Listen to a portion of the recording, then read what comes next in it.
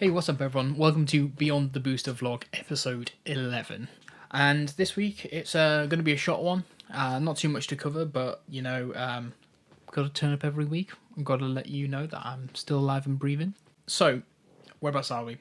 The singles market for Eddys Emporium is now in almost like a booming golden age. Like that is due to WhatNot pretty much. The current ability to shift stock and reduce the admin time of me having to create these listings that aren't kind of sort of say the graded ones that are going to be like high profit yielding. It's been great, and I think also from a brand perspective it's been fantastic. So right now, I might even put as far to say outside of Eddys Emporium, where you'll always get the best prices, WhatNot is my favourite place to sell that's not obviously my own domain. So that's just purely on a convenience, on a payment thing, it's fantastic. Secondly, we got the MGC grading lot back. I don't know where they are. I think I've stored them away over there, but there's a video. I'll pop it over here for you. We went through all the graded cards. We've got a great submission back, I think about 20 to 22 cards, and we hit probably about a 70% 10 ratio, which is great. And the thing for that is it was across multiple TCGs, so obviously that was me trying to firstly expand the inventory, but secondly it was really cool to be able to see, all right, what kind of eye do I have for 10s? And obviously if you are a collector yourself, or you are obviously setting up a business, some people have an immediate eye for being like, that's a 10, or that might not be worth grading, but it is still a good card to get, or pass on. It was nice to see, because there was like Dinosaur King, which is like a vintage 2008 Sega cards that I had. Only one of them came back a 9, the rest came back 10s. Obviously Yu-Gi-Oh, Pokemon, English and Japanese. And yeah, it was quite good to see that my eye for them is good, because obviously, as you will have seen through all the kind of the vendor videos and everything, it does make you a lot of money if you have the ability to spot gradable candidates, because if I'm only making 10 to 20% on a box or a pack of, say, Pokemon cards, if you have a single of that, you might sell it for, £5 to £10. But if you get a single of that and grade it at 10, obviously that's where I kind of sort of say, okay, I will charge market price for that, because for me, a 10 is a choice. You are buying a 10 card that is obviously not essential that you have. And my philosophy is, with booster packs and cards like that, I do want to charge as close to retail as I possibly can, and that's why I don't want to get into Pokemon and buy market and all that other kind of stuff. I also got another one back, this one here. I'll show you later on, or I'll do a different video with that one, because right now it's the first and this goes out on the first. I've been quite busy this week, so I want to be able to kind of get this out to you today. Yeah, we start to see more English stuff come through. Obviously, I mentioned the transitional phase in Eddys Emporium.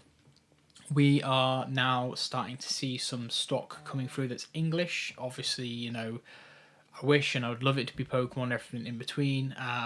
But as I'm a new business, we don't have all the funds to kind of get pallets and pallets of, X product. I'm trying slowly but surely to add these options to the site. So we've got Magic the Gathering kind of Spider-Man play coming through, Tarkir boxes coming through, obviously the Commander decks. Yu-Gi-Oh! Now, my distro obviously is the specialist for kind of Magic the Gathering and Yu-Gi-Oh! And things like that. There is other distros out there that I want to get in for, say, One Piece and other, obviously Pokemon, and all the other kind of big dogs in the TCG space, but that comes with time comes with capital, and I can only do one thing before I can do the other, which is great, because obviously we're doing so well at the moment. So if you have been living under a grading rock, if you are in the grading space, you'll have known that PSA are opening a grading centre in Europe. So for my fellow Europeans, yes, we are still part of Europe, my fellow Americans who think Brexit removed us from the continent. We now can submit, or at least start looking to submit for grading and not incur the fees for PSA in America and the delays, which is crazy. So I'll just quickly kind of go through a few benefits as to why this will be massive for you.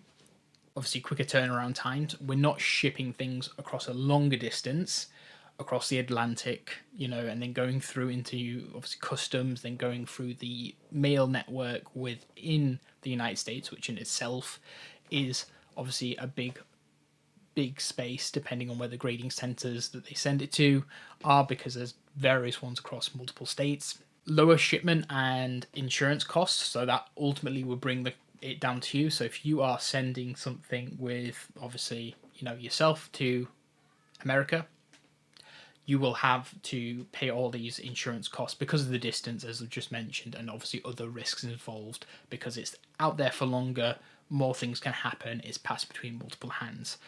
With it being reduced in America, taxes will be lower, in theory, of course. Now, we assume if it's $19.99 in PSA over there to submit, I'm just pulling a number out of the air. If we assume it'll be €19.99, and just for argument's sake, it would still be cheaper in terms of your transit, your customs costs and everything in between like that. So there really is that added benefit that, we really will have an option, an opportunity now, which is great because it was quite high risk, high value. And even me as a collector, I kind of stick away from the big three in America unless I have a big submission, which I'm slowly creating a big submission, obviously for PSA, because that's where the value is. If you kind of get, I'd say 15 plus cent at one time. Obviously, it costs money, but it's one of them things. But I think the most important thing, it's less risk for you and your cards. Like, I hate the idea. I don't know why. Like, my lovely cardboard flying over an ocean. Like, it sounds silly because obviously it's the distance and there is way more risks there. But like, just people don't care about posts, and you'll obviously had multiple horrific things if you're watching this in the postman or every. I do have some beef with you. Every always. If you give them a box, they just use it as a football. And I'm not really worried about saying that because I can't imagine every ever wanting to sponsor my videos.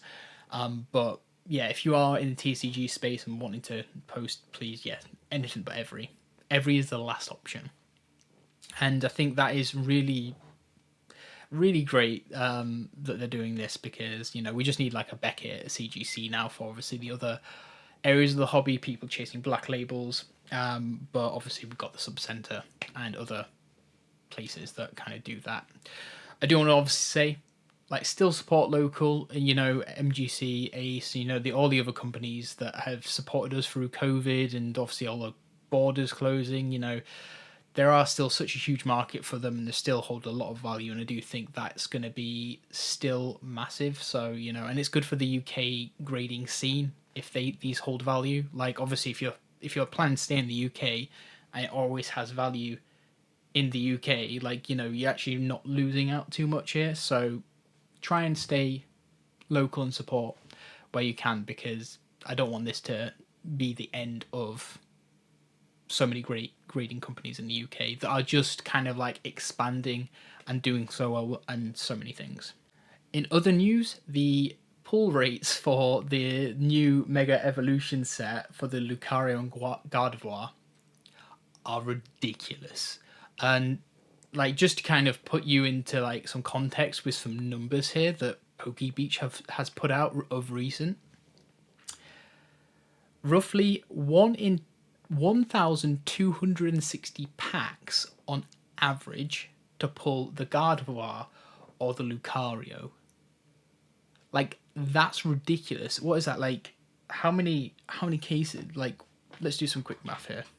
36 in a booster box, so that's what we're gonna kind of divide it by. So 1,260 divided by 36. It would take you 35 booster boxes on average to pull one gold card. Now, there is some other good news that came from this, but that is a mad stat, so just hold that thought. 1 in 9 packs, you will get a special illustration rare. So 1 in 9, which is now down, so almost this new rarity has brought the overall ability to hit a special illustration rare down from 1 in 12 to 1 in 9, which is great because this is where we also have a similar one. We now have a 1 in 9 chance to pull an illustration rare, which again was down from 1 in 12 packs, which is great. Ultra rares are now easier to pull. Again, they're down from 1 in 12 packs, which was previously 1 in 15, which is great. Double rares remain the same, so that's like 1 in every 5 packs or so. And, you know, this is kind of like a double-edged sword. I think, personally, I'll go with two-part here. Do you think, obviously in terms of market value, this will eventually devalue rares? So if you are a collector that's doing it on a value basis, not everyone, I'm not saying me particularly, do you think this will lower the market if obviously, you know, illustration rares in 10s and things like that? Do you reckon you'll start to see them decline, which is great from a collector basis? Obviously, you know, it makes things more affordable. Now, as a collector and a person that likes to rip packs, I think this is a good thing because you get to have more of the nice cards, more accessible. You know, you don't need to spend so much on there, with the exception of, I do think the gold cards are taking the mick a bit, because like that is like 1 in 30. The average person, and you know, even me as a business owner, 1 in 30, was it 1 in 35, 1 in 36 booster boxes is nuts. Like, so immediately, if you love a card and you're just a standard run-of-the-mill person with, like, you know, a working class job who really just loves the cards for the art, the collectors, the illustrators, trying to do a master set, you don't have the ability. It's almost priced out immediately because no one is going to want to price a Gardevoir, a Lucario, obviously let's say the new Mega Charizard, if it's the same pull rate when it comes to English, at any value that's lower than the difficulty to pull it at, because that's what it is. It's FOMO, isn't it? And I think this is quite sucky for a lot of people. Good, you can get hold of things, but yeah, that is still a bit of a nitpicky part for me. But yeah, in general, it's nice that everyone can kind of get more access to better pulls, because the illustration rares are obviously the favourites. But yeah, the gold cards now, weird. And yeah, that's going to be it from this one here. I've got to go quickly record a video where I'm actually just showing the reveal for these new grading cards. But if you let me know your thoughts on the new like pull rates for these, because I think it's good.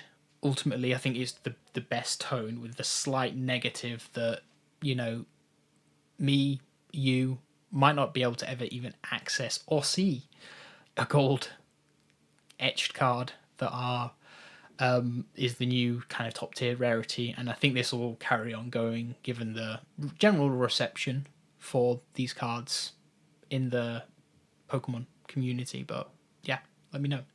Catch you on the next one. Ciao.